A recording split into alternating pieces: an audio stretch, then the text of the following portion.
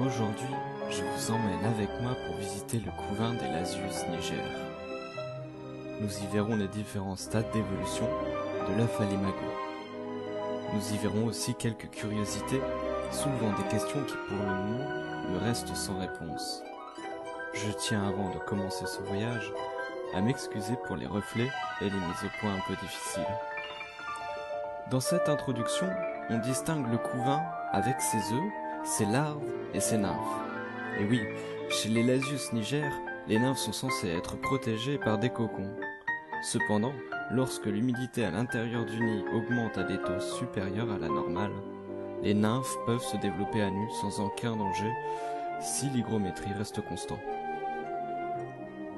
Nous apercevons ici la reine ainsi qu'une très jeune ouvrière.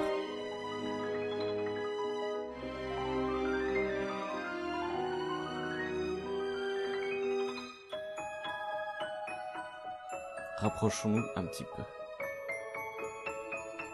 Voilà. On aperçoit maintenant mieux les œufs, les larves et les nymphes.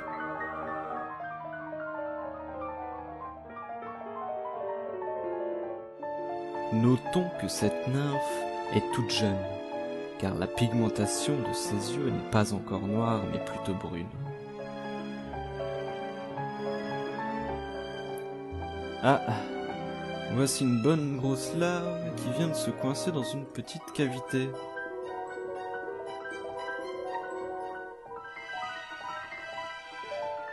Ouf, une grande sœur vient l'aider à sortir de là. Et va la replacer sur le reste du couvain. Ah, voici quelque chose de très intéressant. On aperçoit ici une larve qui semble vouloir tisser un cocon.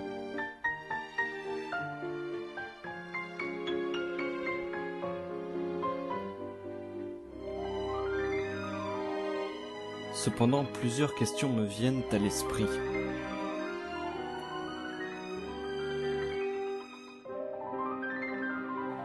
Pourquoi est-ce qu'elle semble utiliser cette paroi comme un support, puisque les cocons ne sont pas fixes et se font déplacer par les ouvrières?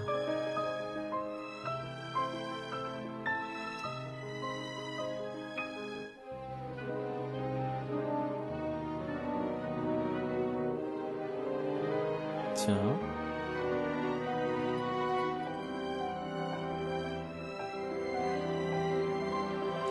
Voilà autre chose d'étrange. Cette ouvrière semble empêcher cette larve de tisser.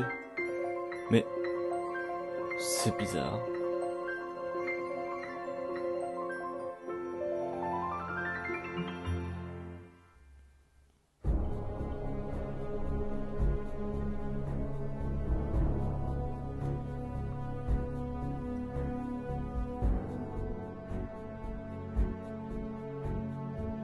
Cette ouvrière semble empêcher cette larve de tisser aussi.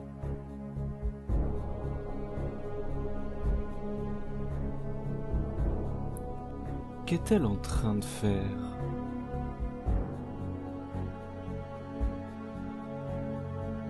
Et regardez, elle a toujours le fil de soie. C'est étrange. Je me demande si c'est les larves qui choisissent elles-mêmes de tisser quand elles en ont besoin ou pas.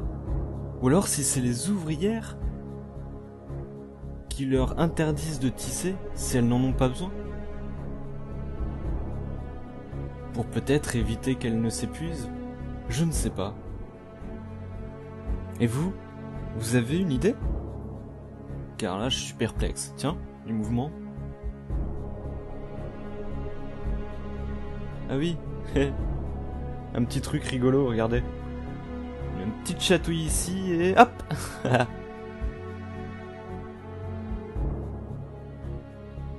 Bon, c'est bon, je te chatouille plus.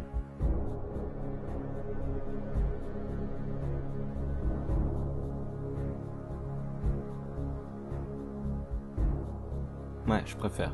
Ah, bah, tant pis, allez hop, on passe à autre chose. Tiens, ces deux-là voulaient s'évader, on dirait. Mais c'était sans compter sur la vigilance de ses aînés. Ah, regardez, une nouvelle ouvrière est arrivée. Eh ben, t'as pas l'air à l'aise sur tes pattes, toi. Allez, courage, quelques heures, et tu maîtriseras.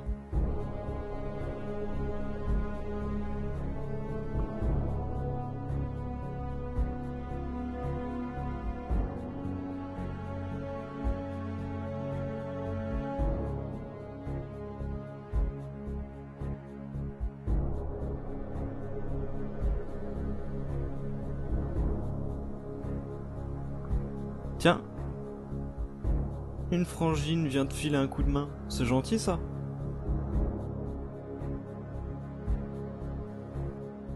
Elle a l'air toute jeune, hein, elle aussi. Elle est encore grisâtre sur les extrémités. Une bonne séance de papouille. Rien de mieux pour se donner du courage.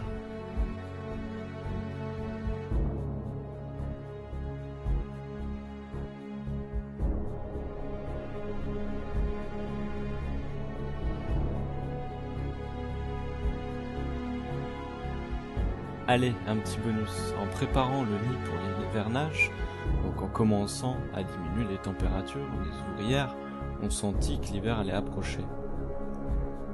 Et en observant le nid, j'ai pu remarquer ceci.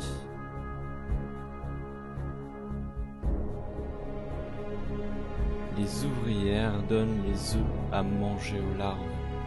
Et oui, puisque les œufs n'auront pas suffisamment de force et de nourriture pour pouvoir se développer, ils n'aboutiront jamais. Et donc, plutôt qu'ils ne servent à rien, les ouvrières les donnent à manger aux larves pour que les larves prennent le plus de force possible.